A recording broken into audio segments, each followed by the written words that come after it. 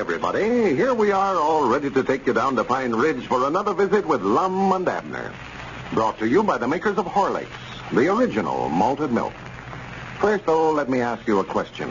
Are you one of the many people who, when they're at work or busy around the house, find themselves lagging in the middle of the morning or the middle of the afternoon? The energy and pep these people had a few hours before seems to have deserted them. They let down, unable to give their best to their work. Well, that's just where Horlicks tablets comes in most handy. A few tablets dissolved in the mouth will renew the energy supply quickly, give you new vitality. Or if it's hunger that has been making you feel uncomfortable, Horlicks tablets will give you nourishment, satisfy that empty feeling. There's nothing really else in this world like these tablets to help ward off hunger and fatigue. It's so easy, too, to carry Horlicks tablets with you, no matter where you are or what you're doing.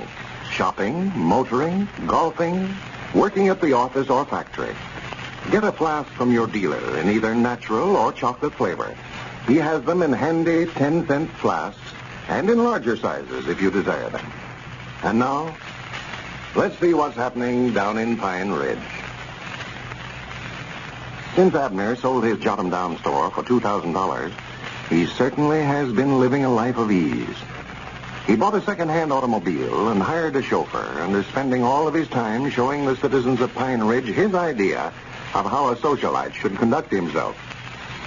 As we look in on Pine Ridge today, we find Cedric Wehunt over at Lum's house seeking some information concerning the Great Western Sterling Silver Company, in which he has invested a small amount of capital.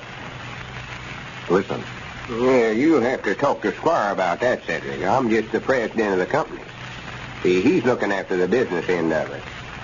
Well, you said when we bought that stock from you, though, we'd be getting some money back out of it by this time. Well, yeah, I figured we would, but can't expect to get no dividends when we ain't even started digging the silver out of the mine yet. That's another thing, Mr. Lum. Well, what does them dividends look like? I don't know as I ever seen one. Why, dividends is just the same as cash money, Cedric. That's your profit. Yes, Mom. Well, if it's just the same to you fellas, I just leave you keep them dividends for yourself and give me what I've got coming in cash. I don't know nothing about them, and as good as I do money anyway. Well, dividends is cash money, Cedric. But like I told you, there won't be no profits till we start selling some silver. Well, Mr. Squire must be getting some money back out of it, though. I heard him telling Professor Willoughby he's making more money out of this silver mine than any deal he ever pulled. Well, he ain't got no dividends back yet, though. See, the money he's getting back so far is just the money that takes in on the stock he's selling. All he's doing now is getting part of the money he invested in it to start with. See, he had to go out there to Arizona and buy the mine. He must be making something out of it, too, though. He bought himself an automobile. He has. I hadn't heard that. Must be a big one, too, for I heard him tell Professor Willoughby this morning he was taking everybody in Pine Ridge for a ride. Well, that's nice of him. He ain't going to be stingy with his car like Mr. Abner is, I reckon. Well, I don't think Abner's been stingy, Cedric. He's just been so busy going places, and he ain't had time to take nobody out with him. Personal, I wouldn't want to ride with him. Drove into the county seat the other day with him like to scare the daylights out of me. Yes, Ma, that chauffeur of his drives awful fast. I wished I had a job like that, driving a big car for somebody. Except I can't work now on account I'm in society. That's what Professor Willoughby says. Yeah, he says that, but I don't believe there's nothing wrong with a feller working, whether he's in society or not. Well, I wish they would change the rules on that, for Paul's going to have to open up that blacksmith shop and go back to work pretty soon, I know. We've had up nearly all of our garden sass over there. Well, you tell Caleb I said he won't get thrown out of society if he goes back to work any time. Might be some little time yet before we start getting any dividends from the silver mine. Wait a minute. Somebody at the door there. Come in. Come in. Well, come in, Dick. Howdy. Howdy, Lum. Hello, Cedric. How are you, Mr. Diggs? How are you today, Dick? Sit down. Just fine, Lum. Say, I just heard that Luther Phillips' barn burned down this morning. Well, I do know. Shut the door there, Cedric. Yes, Mom.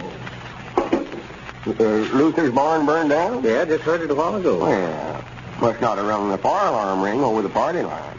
I've been right here in the house nearly all day. No, they's all over across the river chopping cotton. They didn't know anything about it till the women folks came to the house at noon to cook dinner. Well, I bet I know who done it.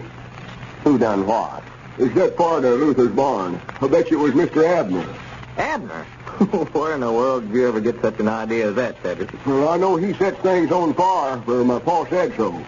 Caleb said that about Abner? Yes, Mom said ever since Mr. Abner got in society, he's been setting the whole town on fire. Oh, for goodness. Now, listen, Cedric, don't you go around starting those thick reports as that. Your pa never meant that about it. Well, I know. Well, he sure acted like he meant it. Sit down, Dick. Sit down. Excuse me. No, I can't stay, Lum. I just brought over a letter I wanted to show you. You know, I was telling you the other day that I couldn't understand this fella Worthington that came in here and offered you fellas $1 million for that silver mine, saying that he was from Arizona and then having Oklahoma license tags on his car. Yeah, I know you made mention of it. Well, I took down the number of his license tags and wrote to the Oklahoma Highway Department and asked them who the tags were issued to, and then I got this letter back this morning. Well, what all did they have to say? Why, they say here... Where are you going, Cedric? I expect I better be getting back over the place, Mr. Loud. All right, Cedric. Come back again. Yes, Mom, I will. And they said what, Dick? Why, they say that those license tags were issued to Mr. W.A. Walker in Tulsa, Oklahoma. Well, I do know. Wonder what Mr. Worthington was doing with them on his car. That's what I'd like to know. And they go on to say that Mr. Walker reported that the tags were stolen from his car and that they issued him new tags. Stole? Yeah, so evidently Worthington was using the stolen license tags on his car. Oh, undoubtedly Mr. Worthington wouldn't steal no license tag with as much money as he's got. You wouldn't think so. I granny so bound you that chauffeur of his that done it. I never liked his looks from the first time I seen him. Sort of a sneaking-looking fella. Yeah, well, the whole thing is beginning to look suspicious to me, Lum. And if I were you, I don't believe I'd sell any more of that stock to my friends around here until we find out more about it. Well, I don't see no reason for that. Well, the way these people, they're all friends of yours, and they're mortgaging their homes and everything else they can get their hands on to raise money to buy stock in that silver mine.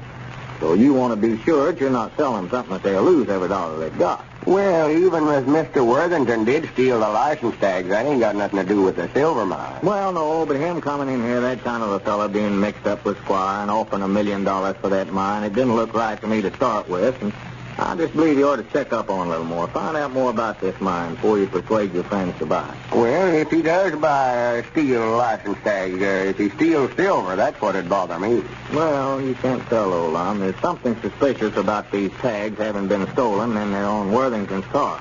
Oklahoma tags when he's supposed to be from Arizona. Well, no, if I talk my friends into buying the stock in the silver mine was to turn out to be no good, I don't know what I would do. Yeah, well, of course, it may turn out to be all right, but just to be on the safe side, I wouldn't sell any more of it now till we have a chance to investigate a little further. Well, I still believe the mine's all right. Of course, just to be safe, I might sort of slow down a little on selling the stock. I would, yeah. Ain't been selling very fast the last couple of days, nohow.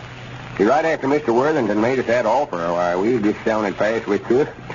But I reckon they all invested all the spare money they had now. Yeah. I got a check in my pocket for $110. That's all I've made in the last 3 days. Yeah, well, you better hold back till I can find out more about this fellow Worthington. I expect you. Wait a minute. Come in. Well, howdy. Yeah, come in, Abner. Yeah, you, Abner. Oh, just only colored, I reckon, Dave. Sit down, Abner. Draw up that rocker there. Yeah, thank you, Mom. Sort of hot walking over here in the sun. Yeah? Well, whereabouts is your car? Oh, it's over at the place, sitting out there beside the house. I ain't got nobody to drive it. What's the matter with your chauffeur? Yeah, where's Adolph? Oh, I had to let him go. And that's what I come over to see you about, too, Mom. See me about? Yeah. Well, I don't want no job being your chauffeur. Oh, I don't mean that. I mean, I just want to talk to you a little on a matter of business. Business? Well, here, you fellas want to talk business. I'll get out of your way. No, sit down, Dick. No, I Sit got to down. be going anyway, Lum. Abner couldn't have nothing so important you couldn't hear. Well, I just want to bring that letter over to you, and I've got to rush back to the store. Well, I'll be over to see you directly, Dick. I got to get a few things for supper. All right, Lum. I'll see you after a while. Yeah, glad you come over. Mom, something awful's happened. Something awful. Yeah, you know I said I weren't driving my car today. You ain't had a Abner, I told you was going to have an accident and hurt somebody driving that car around here fast as you Well, were. now, wait a minute now. I ain't had no accident. With the car, anyway. I just went broke. Went broke? Lost every nickel I had. Oh, for goodness sake. That's the reason I had to let Adolph go. Them horses that I was betting on yesterday lost. Well, I did, too. You mean to say you lost your money in there at the racetrack? Every cent I had. Oh, for goodness sake. It's just a good lesson for you. Good enough for you. The way you've been carrying on here lately, anybody would have went broke. Yeah, I know it. I'm ashamed to death of myself. I just started out to learn Elizabeth a lesson, but I got to liking this society so well, I just went hog wild, I reckon. All I've got left out of $2,000 I got from that store is just that old second-hand automobile. And it's a hog for gasoline. Well, don't come around here wanting to borrow no funny money from me. Well, I never wanted to borrow nothing, Lum. I just got to find something to do. And just wondered if you knowed where I could get any work. You actually want to go back to work, huh? I've got to. There ain't enough to eat in our house to run us 3 days. We ain't got a nickel. Are you sure you're through with this society foolishness? I hope I never hear the word spoke again. I always said that there wasn't nothing to it. Now I know it. That's here in Pine Ridge, anyway. Well, that's the way I love to hear you talk, Abner. You're sounding like your old self now. I think we're both getting our reasoning back. Yeah. And I think I've got a idea. You mean where I can get a job? No, Abner, me and you has always made a success in the grocery store business. Yeah. Always done well in partners. Sure, sure. Well, I've got a little money in the bank. And I've got a check in my pocket for $110 in commissions I've made on selling this silver mining stock. Well, You can sell your car and get what cash you can out of that, and we'll go back into the store business. We'll go right over and see if we can buy the Jot'em Down store back from Snake Hogan. Is it a go? hi, doggy. Put her there. Well, it looks as though the old firm of Edwards and Peabody might again dominate the grocery business in Pine Ridge. If you've ever wondered why the medical profession has always been such a strong advocate of Horlicks for the convalescent person, here's the reason. Horlicks has the qualities necessary in a convalescent food. It is palatable, easy to digest, nourishing, and bodybuilding. Leading hospitals throughout the world give Horlicks to their patients for building up strength, for giving them needed weight and energy. Often, when a patient cannot sleep, these hospitals serve Horlicks just before retiring. It soothes and relaxes, helps the patient get much sounder, more refreshing sleep.